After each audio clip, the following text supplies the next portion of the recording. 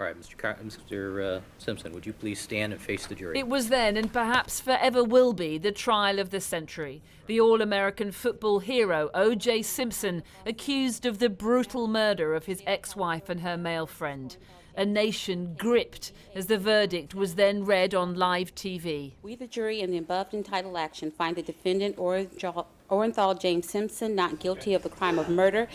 Despite the mountain of evidence against him, Simpson was acquitted after his so-called dream team of lawyers successfully made the case about race. An Oprah audience at the time perfectly illustrating the divide as African Americans cheered the verdict while white America sat astonished in silence. It was the night of June the 13th, 1994, when the bloody bodies of Simpson's ex-wife, Nicole Brown Simpson, and her friend, Ronald Goldman, were discovered having been viciously stabbed to death. O.J. was at first interviewed as a witness, but days later, a warrant was issued for his arrest.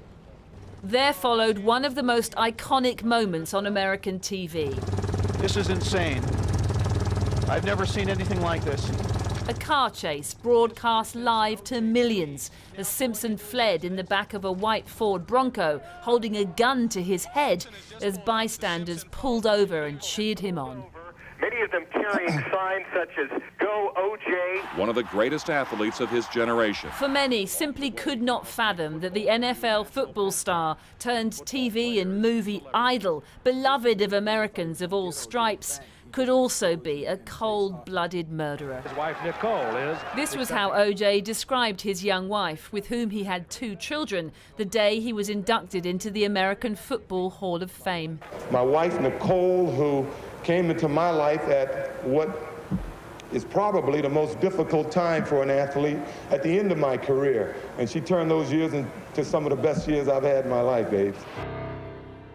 The 9-month-long trial mesmerized the nation like never before, forever redefining criminal trials as must-watch live TV. I got interested and I forgot my gas was through. I was through and I'm still watching the TV. Hundreds of hours of bitterly disputed testimony fascinated and divided America in equal measure. Pulls back her head and he slashes the throat.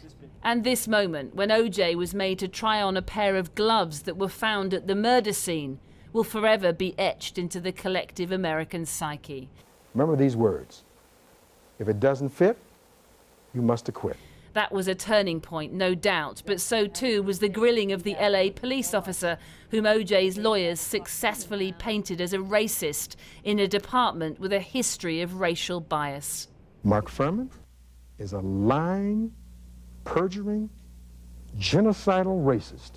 One of Simpson's lawyers at the time recalls a minefield of forensic evidence. In addition to all the racial issues, the forensics was just incredibly complicated, and our job was to try and show reasonable doubt. For an attorney, for a defense attorney, it was a gold mine of issues. Simpson was later found liable for the deaths of his ex-wife, Ann Goldman, in a civil trial and ordered to pay $33.5 million. In one of his last posts on X in February, Simpson spoke optimistically about his health. All is well, you know. Though didn't acknowledge the cancer, which his family said led to his death today. We, the jury, in the above a man who shall forever be remembered for his stunning fall from grace, whose trial for murder sparked debates on race, gender and police misconduct in America, which are perhaps as alive today as they were then.